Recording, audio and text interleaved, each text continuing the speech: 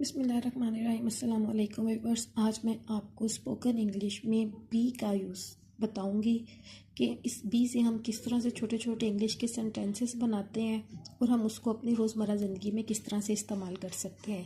Be careful, احتیاط سے۔ Be careful on the road, سڑک پر احتیاط سے رہو۔ بی کیئرفل پلیز، برائے مہربانی احتیاط سے رہو۔ بی کیئرفل آن دا وے، راستے میں احتیاط سے رہو۔ بی کوائٹ، خاموش۔ بی کوائٹلی، خاموشی سے۔ بی ہیپی، خوش رہو۔